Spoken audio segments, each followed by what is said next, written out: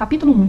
Tudo começou muito bem. No princípio, Deus criou o céu e a terra, mas a terra estava vazia e vaga. As trevas cobriam o abismo e um sopro de Deus pairava sobre as águas. Deus disse, haja luz, e houve luz. Deus disse, haja um firmamento separando as águas, e eis o céu. Que as águas se reúnam em um só lugar e apareçam os continentes, e eis a terra. Deus disse, que a terra verdeje de verdura, ervas e árvores frutíferas, e eis a vegetação segundo sua espécie e frutos. Deus disse, haja dia e haja noite, e eis o sol, a lua e as estrelas. Deus disse, haja seres vivos nas águas e aves no céu, e eis os peixes e aves segundo sua espécie. Deus disse, que a terra produza seres viventes, e eis os animais, répteis e feras segundo sua espécie. Deus disse, façamos o homem à nossa imagem, como nossa semelhança, e eis Adão e Eva. Ao homem e à mulher foi dado o domínio sobre todos os demais seres viventes da terra. Deus abençoou o homem e a mulher para serem fecundos e se reproduzirem. O homem e a mulher tinham um relacionamento diário com Deus e viviam em seu jardim.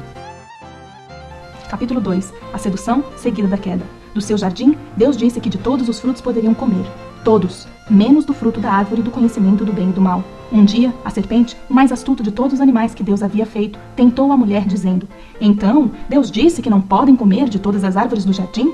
A mulher respondeu, podemos comer dos frutos das árvores do jardim, mas do fruto da árvore que está no meio do jardim, nesse não podemos tocar, sob a pena de morte. A serpente retrucou a mulher dizendo, certamente não morrerão, na verdade terão mais conhecimento. Prove e veja. A mulher viu que a árvore era boa ao apetite e formosa à vista, e desejável para adquirir discernimento. Então tomou do fruto e comeu. Deu-o também ao homem e ele comeu. E eis que abriram-se os olhos dos dois, e eles perceberam que estavam nus.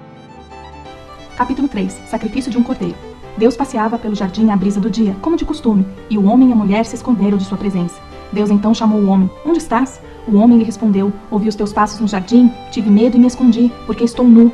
Deus lhe disse, e quem te fez saber que estavas nu?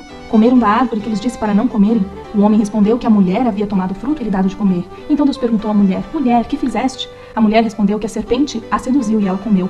Deus castigou a serpente a comer poeira todos os seus dias na terra, e sobre ela declarou o seguinte decreto, porém inimizade entre ti e a mulher, entre a tua descendência e o seu descendente. Este te ferirá a cabeça, e tu lhe ferirás o calcanhar. Sobre a mulher, Deus multiplicou as dores de parto e sujeitou o seu desejo ao seu marido. Ao homem, Deus disse, com o suor do teu rosto colherás, e comerás as ervas dos campos. Fim. Fim? Fim foi o que pensou o homem e a mulher, mas para Deus este não era o fim. O Deus amoroso veio ao socorro deles, oferecendo um caminho de salvação. Depois deste pecado, um cordeiro foi morto, e suas peles usadas para vestir o homem e a mulher. Este sacrifício simbolizou que o salário do pecado é a morte, mas que um cordeiro foi morto para que a humanidade pudesse ter nova chance de vida plena. Entenderam tudo? Não? Então aqui vai mais uma vez. Capítulo 1. Tudo começou muito bem. Deus teve um plano e decidiu enviar seu único filho ao mundo em forma de homem. Então, o anjo Gabriel foi à cidade de Nazaré para avisar a Virgem Maria e seu futuro esposo José para não temerem, pois o Espírito do Senhor viria sobre Maria e pelo poder do Altíssimo dela haveria de nascer o Santo. Naqueles dias, por decreto do imperador de Roma, Maria e José precisaram ir à cidade de Belém a fim de se alistarem para o censo. Eis que a Virgem concebeu e deu à luz a um filho e o chamaram Jesus Cristo. Naquela região haviam pastores, e o anjo do Senhor apareceu para eles, anunciando com grande alegria o nascimento do Salvador. Magos também vieram ver o menino e lhe trouxeram presentes, ouro, incenso e mirra. José teve um sonho, viu que Herodes pretendia causar a morte de Jesus, então levou sua família para o Egito. Quando Herodes morreu, José retornou com sua família para Nazaré. O menino Jesus crescia em graça e estatura para com Deus e com os homens. Jesus começa o seu próprio ministério aos 30 anos de idade e chama para caminhar com ele 12 discípulos, alguns deles Pedro, João e Judas. Jesus realiza muitos milagres e perdoa as dívidas por onde passa.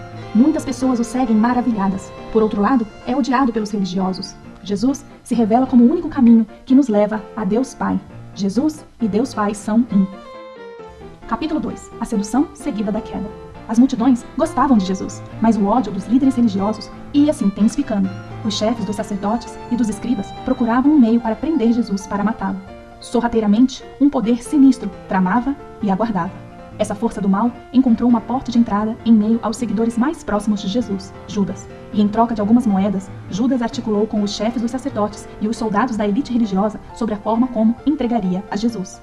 Nos dias que antecediam a Páscoa, Jesus lavou os pés dos seus discípulos, inclusive de Judas, aquele que o trairia, e também de Pedro, aquele que negaria conhecê-lo.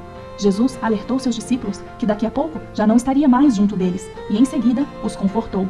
Naquela noite, saíram para o Monte das Oliveiras, e ali, com um beijo, Judas traiu Jesus. Jesus espontaneamente se entregou. A sentença de Jesus? Morte, de crucificação. Capítulo 3. Sacrifício de um cordeiro. A crucificação romana era uma punição cruel. Pregava-se o condenado a uma cruz de madeira pelas mãos e pelos pés, o que era uma maneira muito lenta e pública de morte. Jesus não merecia uma morte tão abominável. Ao sacrificar sua vida, Jesus soube olhar para além dela e ver a história maior de salvação que estava sendo encenada através do seu martírio.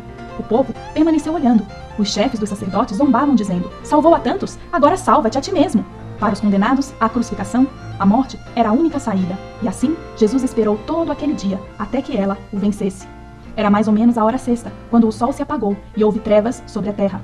Perto da hora nona, Jesus deu um grande grito: Deus meu, por que me abandonaste?" E entregou o seu espírito. Fim. Fim? Fim foi o que pensou Maria, os discípulos, os sacerdotes e toda a multidão. Mas para Deus, este não era o fim. O Deus amoroso veio ao socorro deles, oferecendo um caminho de salvação. Jesus Cristo morreu sim, como era o plano de Deus, mas ao terceiro dia ressuscitou, vencendo a condenação do nosso pecado que estava sobre ele e a sentença de morte.